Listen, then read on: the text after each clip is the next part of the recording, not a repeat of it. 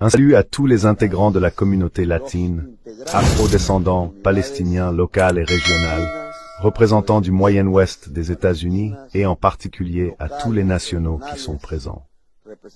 Ministres et fonctionnaires du gouvernement national de Colombie, conseillers progressistes de Chicago qui nous accompagnent, médiums de communication colombiennes et d'autres médiums internationaux, et en général, à tous et tous ceux qui participent dans cette conférence.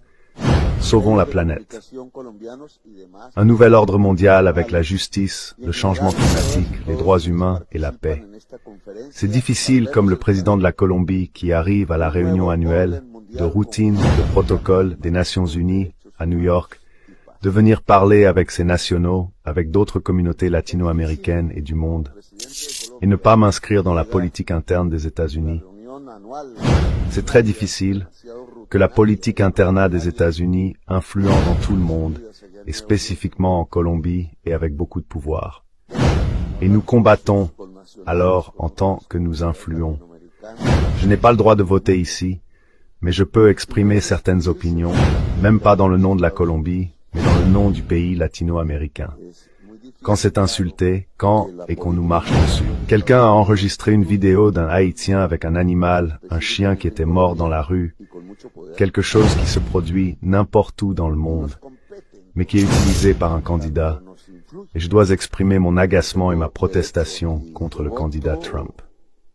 Parce qu'il a diffusé massivement cette vidéo sous l'étiquette que les Haïtiens mangeraient les animaux domestiques des citoyens américains.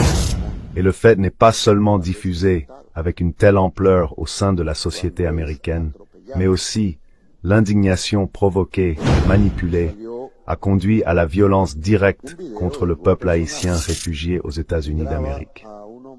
Je dois élever la voix pour protester. Cela ne se fait pas. Et cela ne se fait pas pour diverses raisons parce que je suis victime de ce type de manipulation. Cela ne se fait pas. C'est du terrorisme. Vous ne pouvez pas provoquer la haine au sein d'une société au point que, sur la base d'une discrimination raciale, le citoyen étant afro-descendant, sur la base de la xénophobie contre un peuple étranger, sur la base de la haine qui est provoquée dans la différenciation humaine, vous ne pouvez pas faire de la politique réelle et juste. C'est exactement ce qu'Hitler a fait avec le peuple juif et avec les expositions politiques progressistes en Europe. Haïti a donné l'indépendance à la Colombie. Haïti a fait la révolution démocratique la plus importante du continent américain.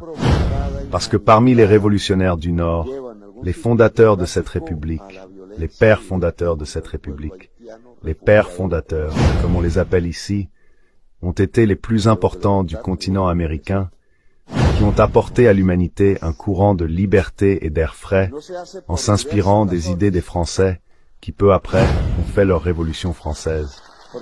Et contrairement aux révolutionnaires du Sud de Bolivar, précurseurs, les fondateurs de notre République sur le continent sud-américain et latino-américain, comme on l'appelle Haïti, a eu un plus grand courage et une plus grande importance dans le monde. Son drapeau est devenu un symbole mondial de la rébellion, parce que non seulement il construisait une république, mais sous le drapeau est le slogan de la liberté, de l'égalité et de la fraternité dont nous, Nord-Américains et Sud-Américains, sommes les héritiers. Ce peuple noir a osé mettre fin à l'esclavage, ce que ni l'Amérique du Nord ni l'Amérique du Sud n'ont fait. C'est une révolution plus brillante que la Révolution française. Non seulement sur le plan militaire, elle a dû détruire l'armée la plus puissante du monde sur ses propres terres, et avec une ampleur qui multipliait par 2 l'armée espagnole qui nous a combattus en Colombie pour que nous ne soyons pas libres. L'armée napoléonienne a été anéantie sur l'île de Saint-Domingue que nous appelons Haïti. Non seulement une brillante victoire de ces généraux noirs qui crièrent contre l'esclavage sous la bannière de la liberté, de l'égalité et de la fraternité, mais ils durent vaincre les Français qui avaient inventé ce slogan, démontrant l'énorme hypocrisie de la démocratie occidentale, qui tout en parlant de liberté, mettait des chaînes à l'esclave, qui tout en parlant d'égalité, considérait le noir comme inférieur, qui tout en parlant de fraternité, giflait et condamnait le peuple haïtien à la violence. comme vient de le faire un candidat à la présidence de ce pays, qui en parole a déchaîné la xénophobie. C'est répéter Hitler, c'est déchaîner la barbarie. En tant que Colombiens, reconnaissant au peuple haïtien de nous avoir donné les armes, les hommes, l'abri de l'arrière-garde au milieu de la lutte pour notre liberté, j'honore le peuple haïtien qui vit en Haïti. Il appartient à mon ministre des Affaires étrangères de prendre les dispositions nécessaires pour que je puisse me rendre dans ce pays, non seulement pour lui rendre hommage, mais aussi pour lui exprimer aujourd'hui tout mon soutien dans sa pauvreté. Car le peuple haïtien est pauvre, parce que la France lui a fait payer en argent la libération de tous ses citoyens de l'esclavage. C'est à ce point, tel que l'hypocrisie d'une démocratie est grande. C'est une démocratie occidentale qui aurait dû être le phare de la liberté dans le monde entier depuis lors. Ce qui s'exprime semblait à une anecdote comme un message fake news dans les réseaux faisant la promotion de la violence contre un peuple. Nous vivons dans le monde, nous vivons en Colombie, cela se voit en Europe, en Afrique. L'information, d'une certaine manière, fait le tour des réseaux sociaux. Le véritable sens des citoyens. Les citoyens ne peuvent pas se rapprocher de la réalité, parce qu'elle est médiatisée par des idéologies, par des préjugés construits à partir des sphères du pouvoir mondial.